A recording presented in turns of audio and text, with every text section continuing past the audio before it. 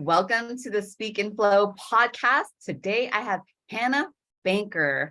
Hanna and I met several years ago at graduate school. We were in Golden Gate University and she walked in. She always had something bright, smart, fun to say, and the dark chocolate.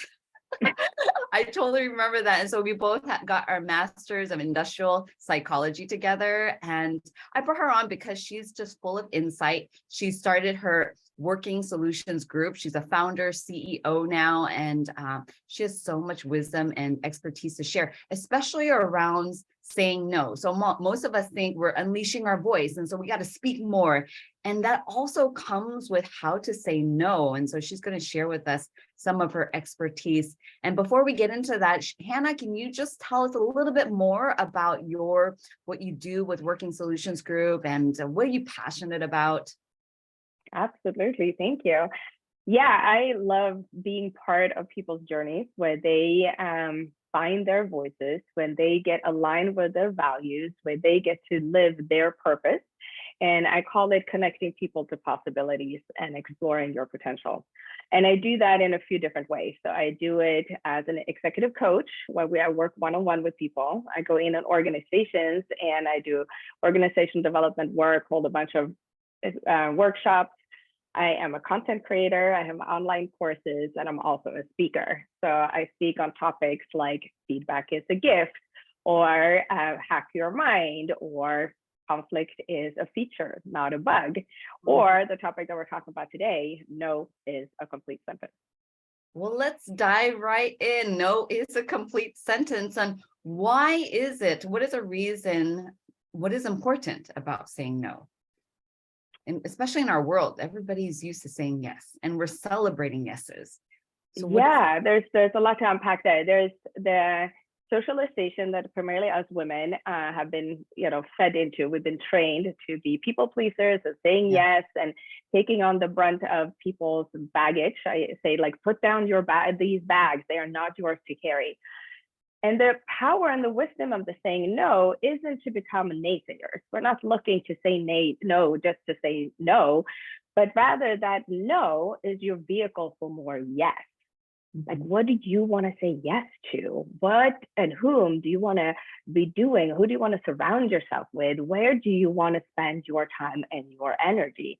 Because that feeds you. That's your life force. And it's easy to get bogged down in like automatically saying yes to this and saying yes to that. Maybe you want to be in charge of your kids' at school's bake sales for the 5th year in a row. And maybe you'd rather be in your ceramic studio. Or maybe you want to help a friend putting together their birthday party because that feels connected and that's really juicy for you. And maybe you'd rather just show up as a guest.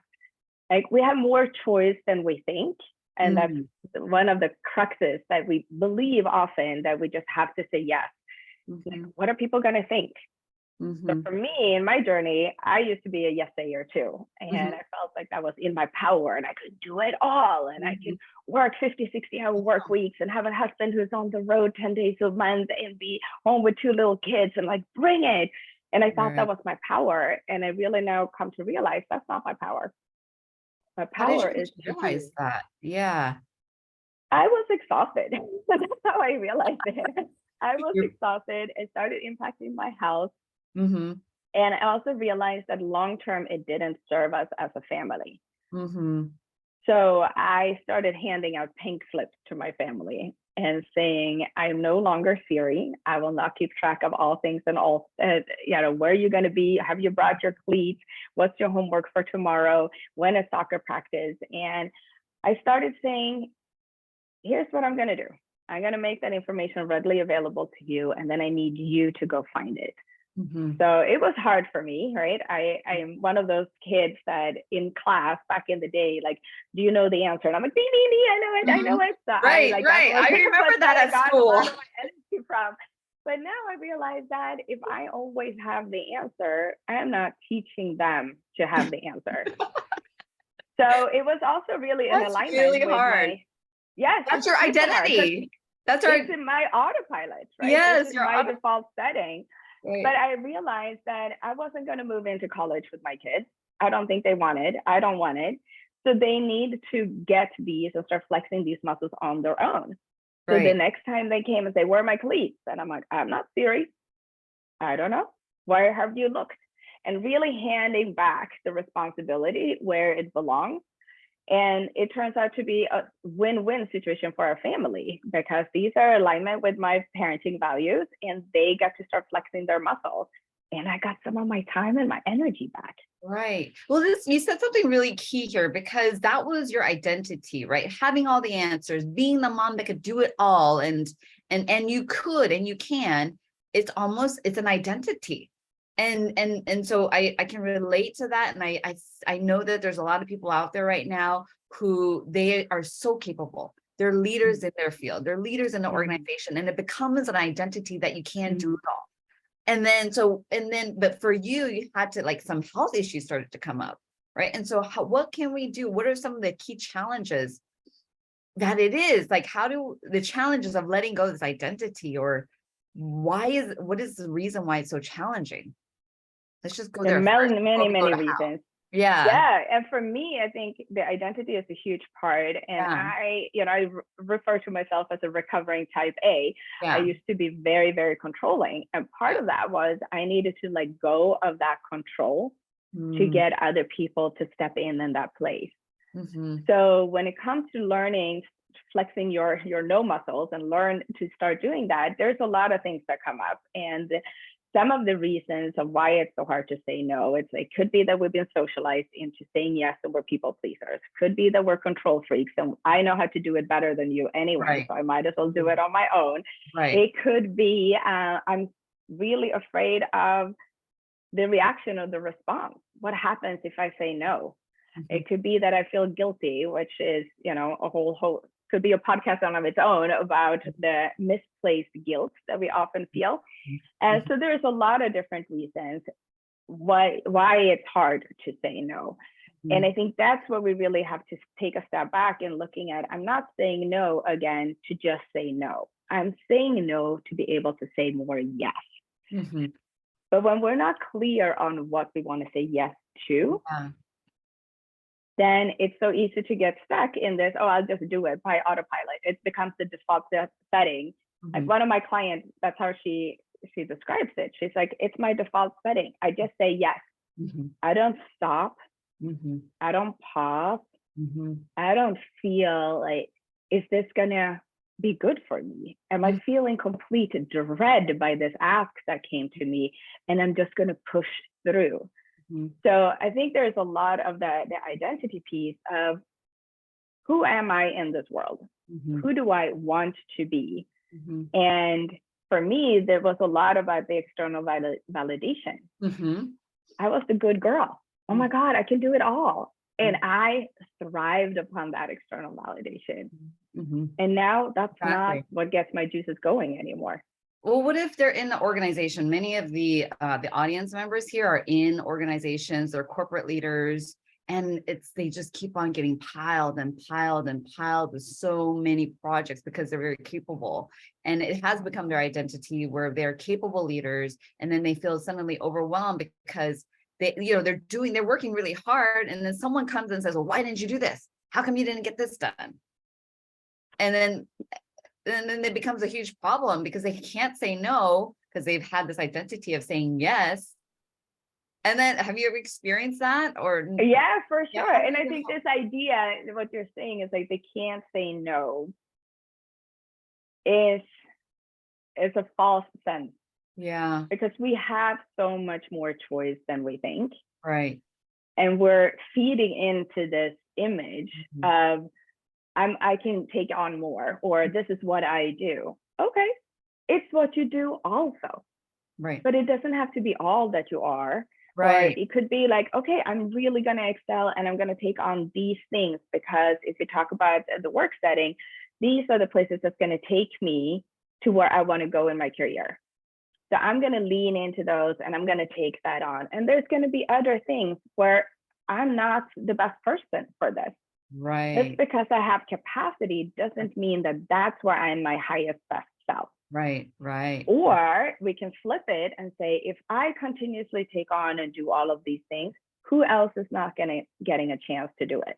Right, right. Like you said, people don't sit down and really think about what am I saying yes to? They're just feeding into this vicious cycle, really not thinking because they're just going, going, going. And so pausing and thinking about what is the strategic, what makes the most sense? Like, who am I? What projects will cultivate the strengths that I want to bring out? Is that right? Yeah, absolutely. Who am I in this time, Uh-huh. in this context? Uh-huh. Right? I might be a different version and more in game to take on things when it has to do with my kids than I might be at work, or the vice versa, or with my extended family, or in my community, or my spiritual setting, whatever that is. And it's like, okay, this is what I want to do right here, right now, in this chapter of my life. And Mm-hmm. it doesn't mean it's like that forever. You Mm-hmm. can, write your next chapter, and you can switch, and you can take another storyline, and you can grow here. But this idea that we don't have choice, I really want to challenge. We have so much more choice than we believe. And I think most of us forget that you are ultimately the CEO in your life. Right, right, You right. decide. I love that. I And love that. is there fear coming up? What Right. happens if I say no? Am I going to get punished? Are they not going to like me? And this is where I go back to FOPO, the fear of other people's opinions. Mm-hmm. There's really none of your business. Mm-hmm. Mm-hmm. You are not responsible for their reaction. You're not Right, responsible for their emotional response. right, If they have work to do, if somebody gets angry at you, then right, okay, they have work to do. That's right, not how we conduct ourselves in a professional setting, right? right, And that's not your responsibility. right, right. It's their emotion, their anger, because they're frustrated for whatever their reasons are. And I love that you're the CEO of your own life. And you're the CEO of your own feelings and your reactions to what they're bringing to you or what's coming around and what's going on in the world, right? There's a lot Yeah. going on. And so you ultimately have the choice of your reaction, your feelings, and the choice of whether to take things on or not because of yourself and listening to Yeah. your body, right? I mean, because you said you had to go through some health issues and and so I think a lot of people don't take the time to really listen to also to what is my body saying in this. Oh, Yes, that. No, your body communicates with you all the time, all the right? If time. your back hurts, or if you're constantly walking around with a Yeah, headache, or like it's telling you something. It's saying yeah, you're not in alignment, something's off.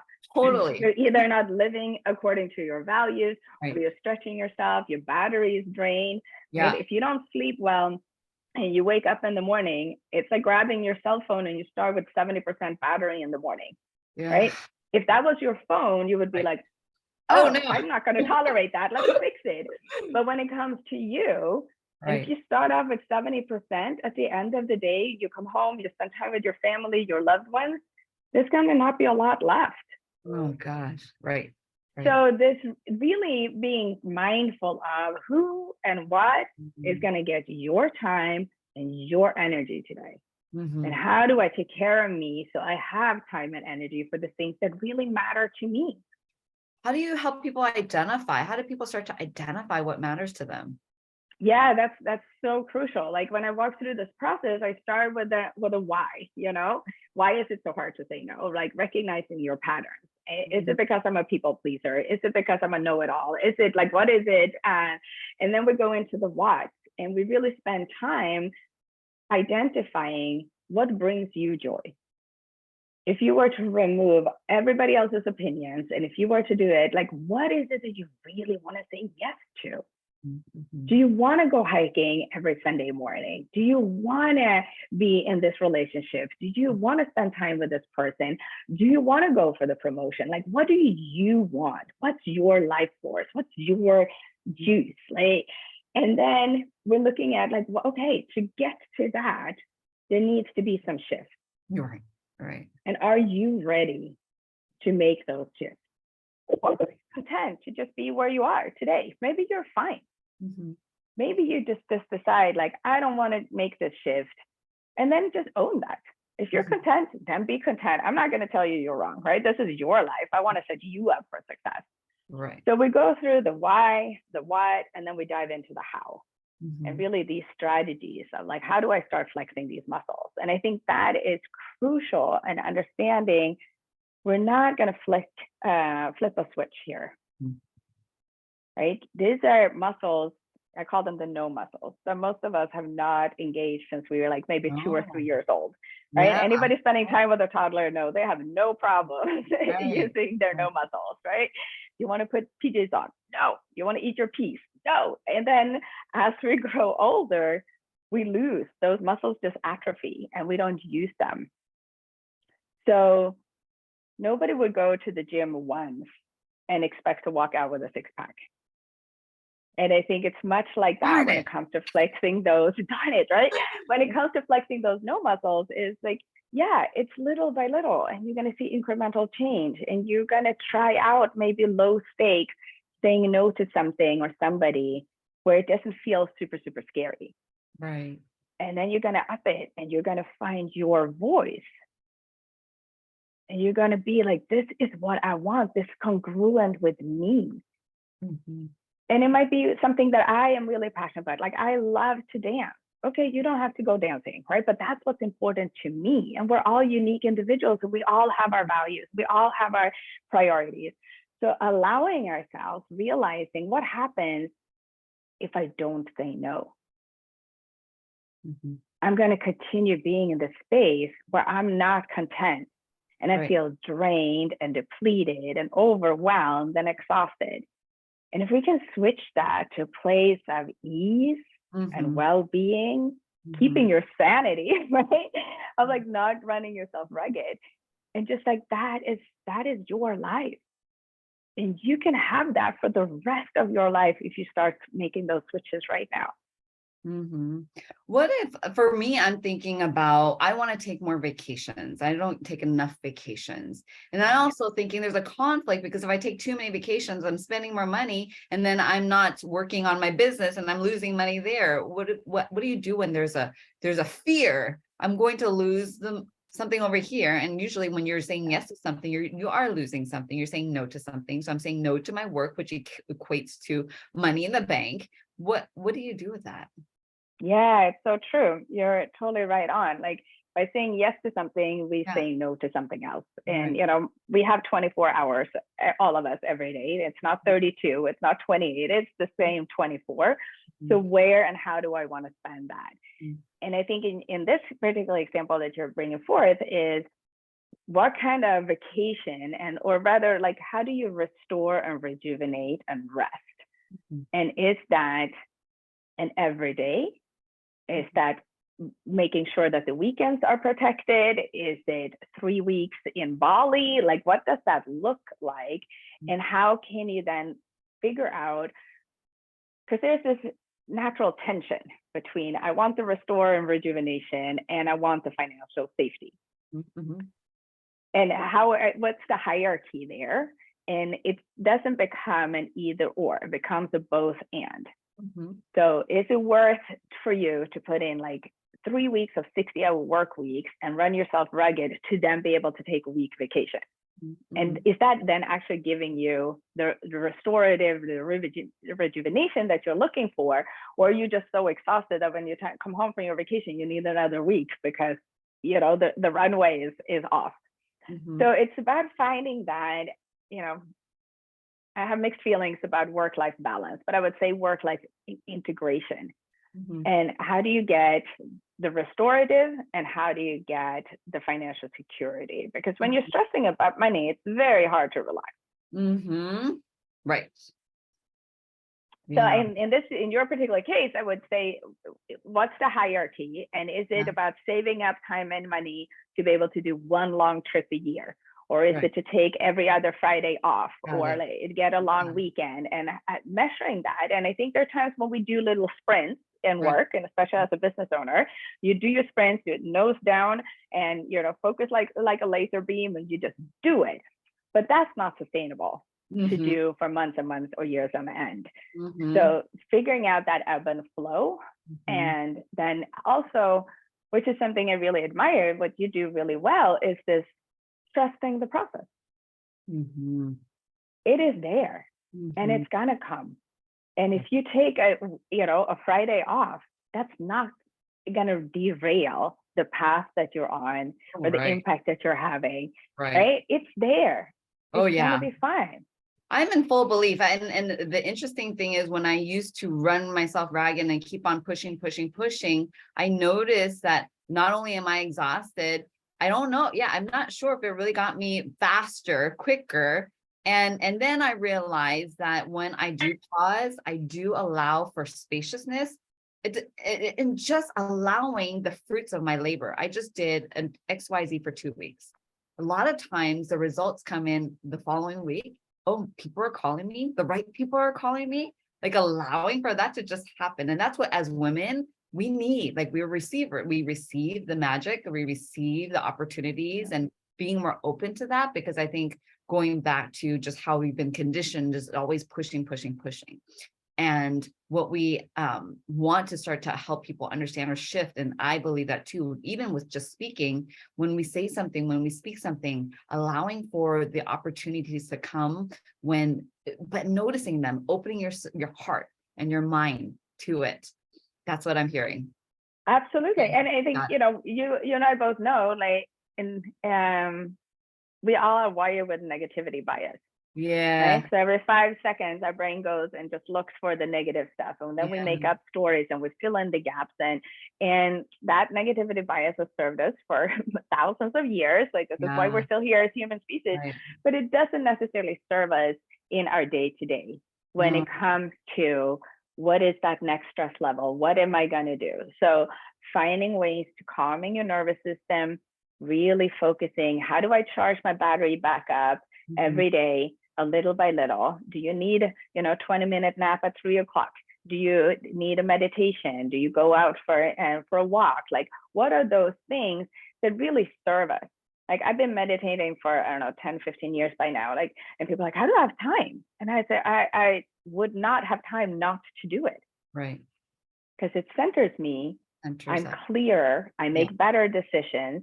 My stress level doesn't go up, and I waste tons of energy on some stress. And I can just come back to the moment and be here with you, as opposed to thinking about, like, what am I going to cook for dinner today? Am I going to pick up my kids? Like, no, I'm here. Right. Smell the the charging the battery to really then make those wise choices and the decisions. And that goes back to this thing of saying no. How do you spend your time and your energy? Not every opportunity that comes your way is the right opportunity for you. No, definitely not. Definitely not. Not Every ask that comes is going to be the right thing. Right. And then having, like, when people go through my program, they walk away and they have, a few ways of saying no. I give them about 40 of them. And then you have a couple of, they pick 2 or 3 of your favorites, keep them in your back pocket. Which one? What's a couple of your favorites? Well, it is fascinating in the English language. We have this word. It is 2 letters. It's called no. And it really is a complete sentence, right? And somehow it is one of the hardest ones to say. That's it's so hard. A 2-letter word. It's not even hard to pronounce, right? So if you are in that space and you have this clarity, and somebody brings you an opportunity or request or an ask, and you just know it's no, then just say that. Wow. The key in that point is how do you deliver it, right? And are you calm? Are you clear? Are you kind? Are you concise? All of these things were communication skills, because how you deliver your no really is going to impact the response you're getting. So there's a lot there. But another one is, if I'm not sure. For that. Can I just go to that one real quick? And I think that what you're saying is, when you have your why very clearly defined, then you can bring in that no with such certainty and kindness. And that's the key, because a lot of times we've been saying yes for so long, and finally we say no, and then all this anger and frustration come up, and then everybody else gets angry. And so that's what we remember about those no's. And that's how we associate with those no's, is all those times where we have been frustrated and the other person gets upset. And so when you take this time right now to understand your why and be so clear about it, and then having all the strategies under your belt, then you can just say no with this calm kindness, and then people feel that calm kindness and they're like, okay. Yeah, and people respect you in a completely Yeah. different way. And Yeah. there's nothing to Right. argue with because you don't start in this defense mode. Right. You start Right. in like, no, Right. on Fridays, we have dinner as a family. I'm not available. Like Yeah. whether you choose to explain it or not, but these are my values. Hmm. And our values is that on Friday nights, this is what we do. So I cannot do that. So going back to like some other easy examples, sometimes if you just want to buy yourself some time, just say that. Even if you don't know necessarily or it feels awkward or tricky to say in the Right. moment, Right. it's just like, let me check my calendar, or I want to check with my partner and I'll get back to you. Like the key here is to really do get back to people and not leave them hanging, right? We're not looking to start ghosting people, but to just say it. And then maybe that next step communication is via text or an email. And it might feel easier to communicate it that way. Right. Okay. Got it. Yes. Yes. Yes. If you're not in front of the person, then you use a text or email. Yeah. And just like, hey, I checked, sorry, I'm not available. Yeah. And you don't Yeah. need an explanation, Yeah. right? Yeah. Anybody is free to ask you. Yeah. That's great. We need help. We need things from other people. We're social human beings, but you don't owe them an automatic yes. Mm-hmm. And if that's having dinner with your family on Friday is more important than doing something else, then that's your value. That's fine. You're Right. good. That's Right. all you need because you Right. know you. Right. And sometimes we say yes because we don't want to disappoint others. But my question to you then is, what's worse? Mm-hmm. Disappointing somebody else or continuously disappointing yourself? Mm-hmm. Oh, that's Right? powerful. And you wouldn't do that if that was your best friend. You wouldn't constantly walk out and disappoint your best friend. No. So No. are you your best friend? Right. Right. Yes. Be And your are own. you looking out for you, what you need in this moment? Oh, right. And you're good. Right. Last, You're this is good. so powerful, so powerful. And I know my mom is here because she barely said yes. And so she's here today with us. Yeah. Her immune system was not, she just barely said yes. And so it did not do well for her health. And so No. one last question. Yeah. What is the key ingredient to help us unleash our voice and say no? What do you I think? would say, I mean, I have tons of ideas, but to just Yeah, name a couple, I would definitely say claim it. And claim it. with that, like, if you know what's right for you, you know. So claim that. And then secondly, again, you need to start practicing. Yeah. Without the practice, it is not just going to come like that. As much as I wish that for you, it is going to be an intentional shift. And then you're going to be knowing. And when you're in that power, you're not going to be questioned the same way because you're not explaining yourself. You're not coming up with excuses. You're calm, you're kind, and saying, this was available for me, this is not available for me. And then you have it. Mm-hmm. Oh. And it takes muscle, it takes work. I'm thinking about my mom. It was so hard for her. And a lot of people, especially because we want to care about our people and we want to support people. And so when people need help, leaders need help, which I'm sure that they would just like they need help at the gym with the trainer. How do they get a hold of you? What do you tell us more about what you have going on, Hanna? Yeah, thank you. Yeah, I want to just say one more thing. It is so Okay. true that it's easy to just like, I'll do this and I'll do this and I'll do that. But here's the honest truth. If your car is running on empty, you cannot pick up more passengers. Right. So it really starts with you. You're going to just drain and you're going to exhaust. And then you have in this place where all these people are dependent on you, they haven't started flexing their own independence muscles and you haven't put down their bags, you're carrying it at all. And then when you go out, the entire system's going to fall apart. Totally. So starting with you is really like the key. Yeah. But yes, so what am I doing? I am super passionate about this. Like, this is one of my absolute jams. So coming from that place, I'm inviting any listener who wants to take a deeper dive, and I'm going to make a specific offer, a special offer for the Speak and Flow listeners, which is a 20% discount code to my online course called No is a Complete Sentence. And you will go to my website called workingsolutionsgroup.com and you'll find it there. And then your discount code is called Speak in Flow 2023. And it will be available for another 2 weeks to buy at that awesome price. And then really making that investment in you. Like you can start that shift and it's going to be worth it. It's going to pay off dividends over and over and over again. And you're going to get your joy and your time and your energy back. And I really want that for you. So buy it in the next 2 weeks, and then you have till the end of the year to take the actual course. And it's self-paced, and you can do it in 3 weeks or less. And if you want to like up it, you can then also combine it and take it with individual coaching sessions with me to really figure out, like, are you getting stuck? Where are you getting stuck? And how we're going to bridge that. And it makes for a perfect gift, because I'm sure you, like we all have some people that we know that would be benefiting from saying no to take care of themselves. Oh my gosh, so many people are running on overwhelm, anxiety, and they're just keep on going and going, and they're running. That's like their day to day. And so stop the madness, like help yourself, help others. I know my mom wished she could have done that for herself, and she passed away in 2016 because she was always saying yes. I know that. I mean, I'm not going to say that that's the ultimate reason, but I know that that was not good for her health. Constantly doing for others, constantly not speaking up enough. And so you're worth it.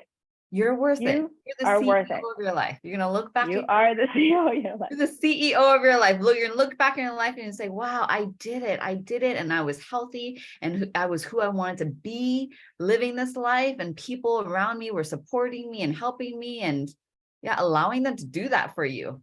We deserve that. Yeah. That's so amazing. Thank you, Hanna, for sharing that amazing gift for our audience members. And so go ahead and grab that discount code. Hurry up, and we'll see you on the other side. Thank you, Hanna, for being on the show. Thank you so much. It was super fun. Thank you for having me. I had a blast. Yay. Thanks for joining the conversation today. Are you curious on how you measure up with your ability to speak in flow? Come grab my free self-assessment at https://speakinflow.com/assessment. And I'll see you on the other side.